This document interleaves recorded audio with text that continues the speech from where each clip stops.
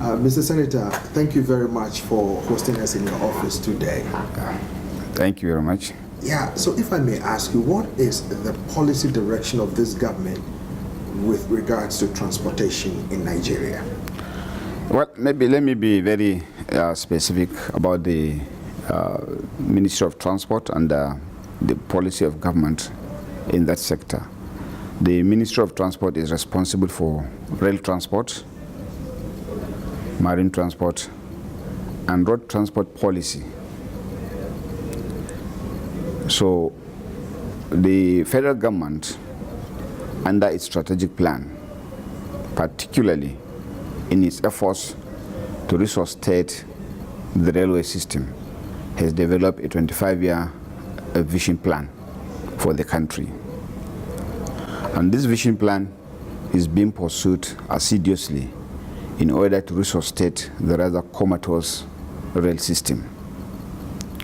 And then in the area of marine transport, government has evolved a policy where the private sector in particular is now being involved in the development of our ports. And as a matter of fact, all the ports that were initially owned by government have been concessioned out to terminal operators. The idea is to have total involvement of the private sector in the area of terminal operations through the concessions, and then even in the area of construction of the port through BOT, build, own, operate, and then transfer. And then of course we have along the line another policy of what we call amortization, where we give the private sector a green field, they develop it, then they recoup the investment through various services within the port.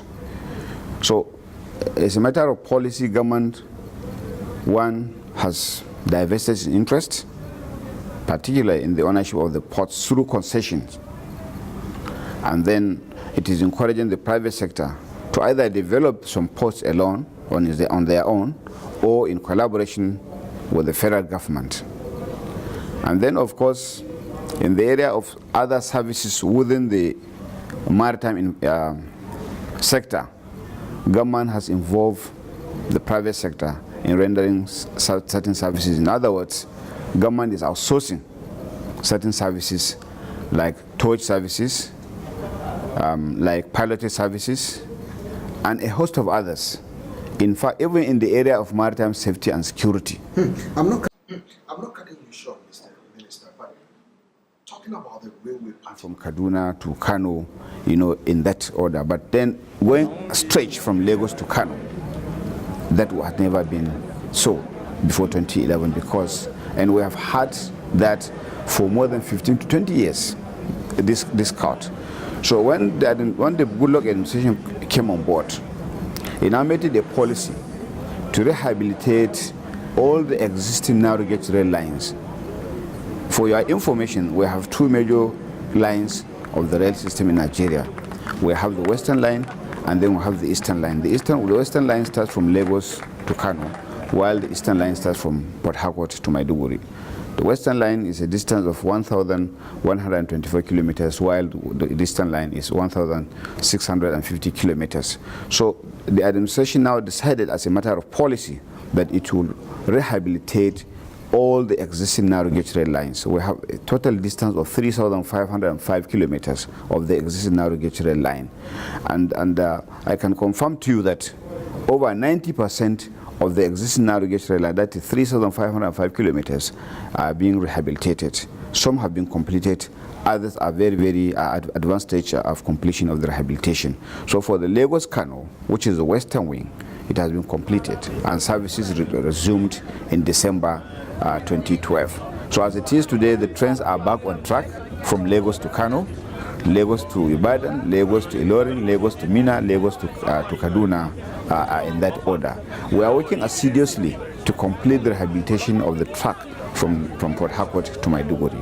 I can confirm to you that by October this year, the trains will be moving from Port Harcourt to at least Jos, Kafanchan, up to Kaduna.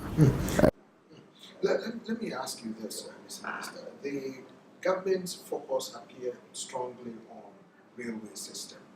Now, there are concerns that the government has not particularly been good at maintaining and running projects of such. I was going to come to say that one of the policies government has decided to put in place eventually is that after the rehabilitation of all the existing narrow gauge lines, these lines will be concessioned out to the private sector.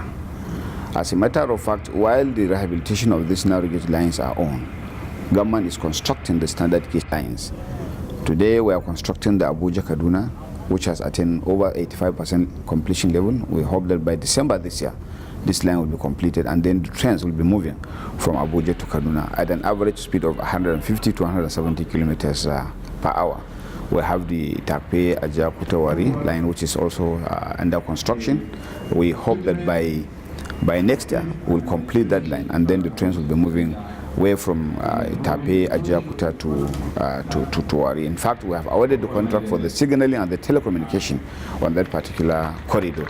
Now, for the services that are being rendered today under the narrow gauge rail line, the Nigerian Railway Corporation has worked out a scheme, and in fact, they have even appointed a consultant who is working out the framework for the involvement of the private sector to outsource most of the services, particularly in the area of maintenance of coaches and wagons, and even the maintenance of the track itself. It intends to sign an agreement, enter into an agreement with a private sector company that will be maintaining even the track from Lagos to Kano, and then eventually from Port Harcourt to Maiduguri when that angle, that axis is completed. So there is a robust scheme developed by the Nigerian Railway Corporation, which is now being fine-tuned by the consultants, so that we have the involvement of the private sector in the running, and particularly in the maintenance of our rolling stocks, and in fact even the lines. Yes. Mr. Minister, there were issues of security on the railway lines. People say that in the 80s and 90s, people used to ride on the train and all that, but people got scared because of highway robbery. The trains were not moving fast and attracted, armed robbers, and even to the extent that a lot of people were killed because they took over the railway lines by selling goods and services. Yeah. In those trains, and a lot of people were killed. Yeah. How are you addressing these issues? Well, now that the rehabilitation has been done on the western line, and in the eastern line the rehabilitation is on, obviously nobody is now living on the track line.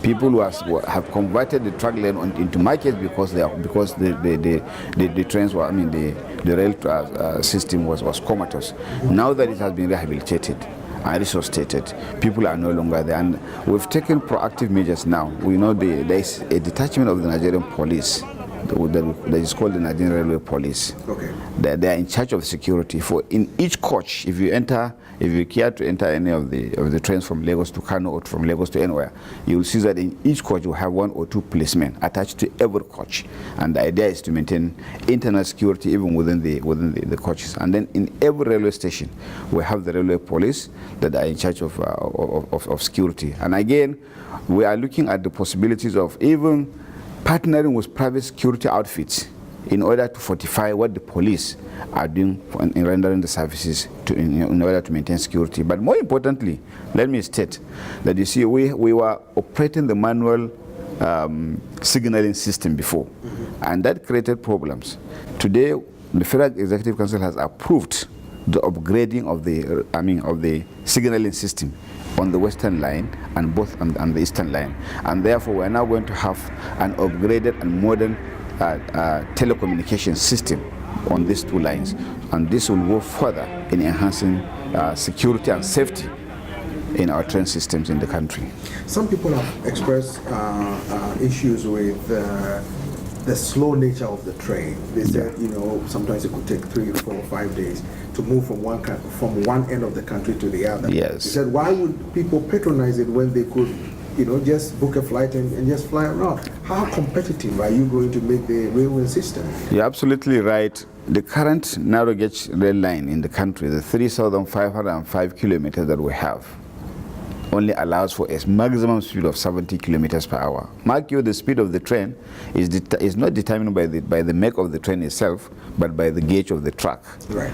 And so because these tracks are designed to accommodate a speed of 50 to 70 maximum of 70 kilometers per hour, the trains can never move beyond this number of kilometers per hour. But again, like I said, while we are rehabilitating the existing narrow gauge, we are constructing the standard gauge where the speed of the train is now enhanced. The train can move from Abuja to Kaduna in December and beyond, December this year, 2014 and beyond, on a speed of 150 kilometers up to 170 kilometers per hour. So that is going to be enhanced. This is because we are now constructing the standard gauge line. The same thing with the Itape-Ajakuta that I have just mentioned. The trains will equally move at a speed of 150 kilometers per hour and indeed beyond. So, and then while we are constructing these lines, we have carried out a number of feasibility studies to create additional corridors. Currently, we have carried out feasibility studies on 7 new corridors, one of which is what we call the Lagos-Abuja High Speed. The idea is to develop a track where the train will be moving at an average speed of 200 to 250 kilometers per hour, so that you can join the train from Lagos to Abuja in a maximum of 3 hours. You see, it was about 3-4 stops from Lagos to Abuja, you see, and vice versa.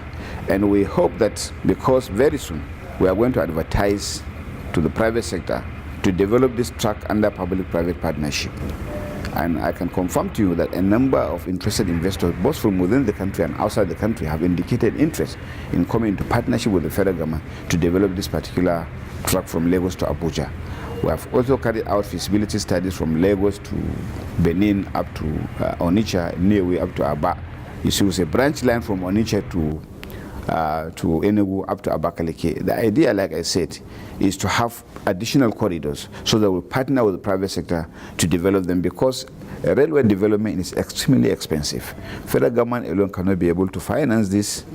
Of course, over a period of time, it needs to involve the private sector. And the fact that the private sector has even shown interest is the major motivation to us as a government. And we do believe that in a couple of months from now, we are going to put up this advertisement, and then the process will commence for the engagement of the private sector to develop this track. Mr. Minister, you know this better than I do. Yeah. There are self-interest groups in the transportation sector. Yeah. You have people, or one ethnic group that runs, let's say, the tracking with trucks from one, moving trucks from one end to the other. Others also the movement of people from one end to the other. Yeah. There are concerns that there could be a clash of interest, and that could undermine the government's effort at improving the railway system. Clash of interest on what? Well, some people say, well, we would like the tracking system to continue. Yeah. To move goods and services. Yes. Trucks. Yes. And others are saying, well, on the roads. On the roads. Yes. Because having the system of railway could no, but I can confirm to you that on the average, we get requests from businessmen, very seasoned businessmen and women across the country, who have shown interest into coming into partnership with us on how best to